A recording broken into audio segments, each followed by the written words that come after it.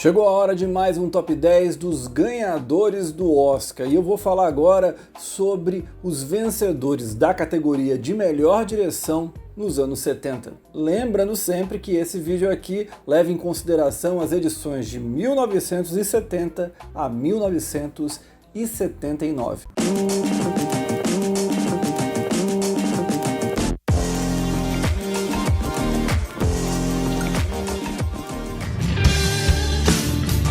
No ano em que o Martin Scorsese por Taxi Driver não foi indicado, qualquer um podia vencer. E quem levou o prêmio foi o John G. Avildsen, de Rocky, o Lutador. De todos os destaques de Rocky, a trilha sonora, o roteiro, a atuação do Stallone, o que chama menos a atenção é justamente o diretor. Não que ele faça um trabalho ruim, mas fica bem longe de qualquer coisa memorável. Se fosse para ficar com um diretor que não é tão ousado assim, que fica dentro do convencional, era bem melhor ter premiado o Sidney Lumet de Rede de Intrigas e também o Alan J. Pakula de Todos os Homens do Presidente. Para mim, os dois, mesmo com um jeito bastante convencional, eles conseguem extrair mais, dar uma certa identidade para a história do que o Avildsen faz em Rocky, o Lutador.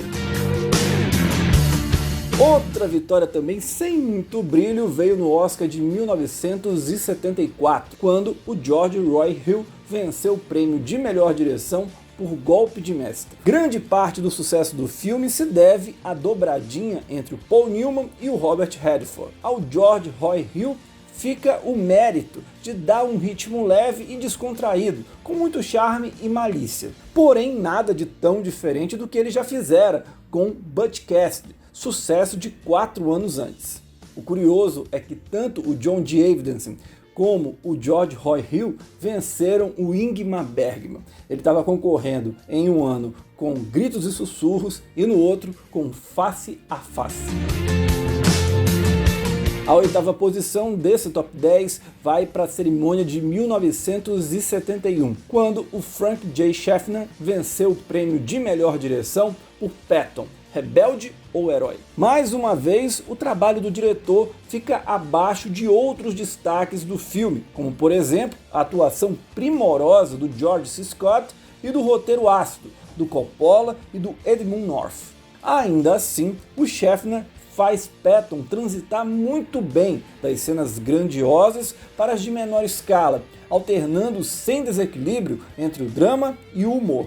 Aqui o Schaffner venceu outro mestre do cinema europeu, no caso foi o Fellini, que estava indicado por Satyricon.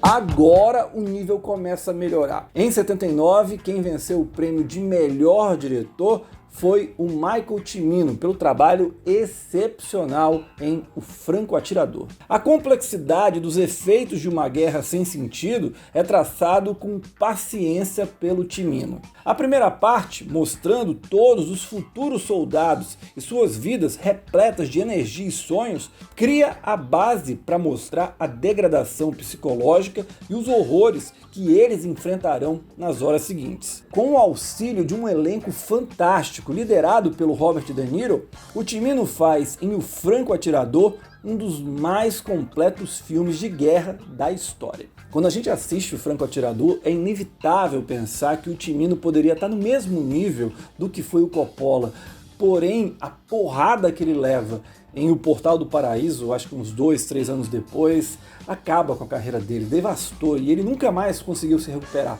É uma pena, foi um gigante, mas que acabou ficando pelo caminho.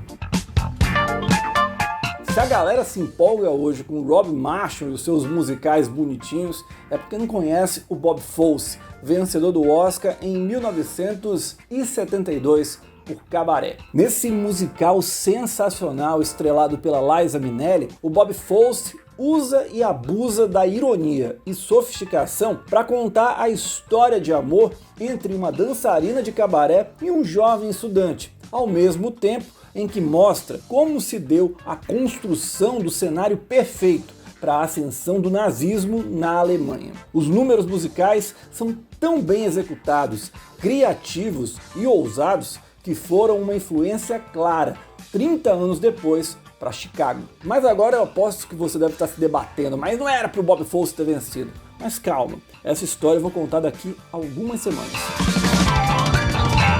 O William Friedkin é um dos gigantes da história do cinema americano, capaz de passar pelos mais diversos gêneros com maestria. E no policial, ele fez uma obra-prima. Em Operação França, o Friedkin moderniza o gênero ao tirar a moralidade dos policiais, criando figuras longe do maniqueísmo costumeiro até então. A Nova York suja e escura combina com esse novo momento dos Estados Unidos. Por fim, a gente ainda tem a maior cena de perseguição de carros da história do cinema. O Friedkin poderia ter vencido o Oscar em 1974 pelo clássico O Exorcista, porém aí já é pedir demais para uma academia ainda conservadora. De todos os diretores não autorais, o Milos Forman é o maior de todos. Ninguém, nem mesmo o Sidney Lumet, conseguia contar uma história como ele. E Um Estranho no Ninho foi um dos auges disso. Com uma história e elenco perfeitos em mãos, o Milos Forman faz parecer ser fácil realizar uma produção como Um Estranho no Ninho. Afinal, impressiona como o filme flui por diversos temas, aborda vários personagens e diverte e emociona o público ao mesmo tempo. É uma obra que consegue dizer tanto de forma simples, clara, direta, sem que seja superficial em nenhum momento. É um trabalho tão fantástico que mesmo ele concorrendo contra Kubrick, Fellini, Altman e Lumet, não dá para dizer que é injusto, muito pelo contrário. Vamos para o pódio. No terceiro lugar está o John Schlesinger, do clássico Perdidos na Noite. Muito do estilo transgressor do filme se deve à direção do Schlesinger, que não poupa o espectador em nenhum momento, ao mostrar os perrengues de dois sujeitos marginalizados pela sociedade americana. Igual fez Operação França anos depois, Perdidos na Noite mira o seu olhar no submundo de Nova York, para mostrar que o American Way of Life não tinha chegado a todos. Perdidos na Noite é tão ousado que se fosse lançado hoje em dia, eu não duvido nada que chocaria muita gente. É raro um diretor ganhar por um filme totalmente de comédia. Porém, o Woody Allen fez isso em 1978. Em Noivo Neurótico, Noiva Nervosa, o Woody Allen está no auge da criatividade, do sarcasmo, do cinismo e, por que não, do viés mais romântico. Como se já não bastasse o roteiro afiado por si só, ele traz uma narrativa sofisticada, com as exceções dele mesmo no meio da história, e cria momentos que entraram para a história do cinema. Nesse ano, o Woody Allen superou dois gigantes dos blockbusters, o Steven Spielberg de Contatos Imediatos com o Terceiro Grau e o George Lucas pelo primeiro filme da série Star Wars. O único Oscar da carreira do Francis Ford Coppola na direção foi em 1975, com O Poderoso Chefão, parte 2. Sabe aquele negócio de dobrar a aposta? O Coppola fez exatamente isso ao realizar uma continuação de um filme perfeito. Tinha tudo para ficar em um nível abaixo, porém ele se supera ao ponto de fazer a continuação ser até melhor que o original. Para tanto, o Coppola expande o círculo de ação da história, isso sem perder o foco na família Corleone e na forma como o personagem do Al Pacino deixa toda a humanidade de lado para se tornar um monstro. Como se não bastasse isso, a gente vê a narrativa ainda incorporar muito bem a origem do Don Corleone, com um brilhante Robert De Niro. Com isso, a lista dos ganhadores do Oscar de melhor direção por décadas fica dessa maneira. Nos anos 2010, deu Alfonso Cuarón por Roma. Nos anos 2000, Peter Jackson, de O Senhor dos Anéis, O Retorno do Rei. Na década de 90, James Cameron por Titanic. Nos anos 80, Milos Forman por Amadeus. E agora, nos anos 70, Francis Ford Coppola por O Poderoso Chefão, parte 2. É isso, esse foi mais um vídeo do Cine7 aqui no YouTube. Segunda-feira, meio-dia, horário de Brasília, eu vou propor um exercício de pensamento sobre as edições de 2012 a 2020. Vocês vão entender. A gente se encontra, até lá, Tchau!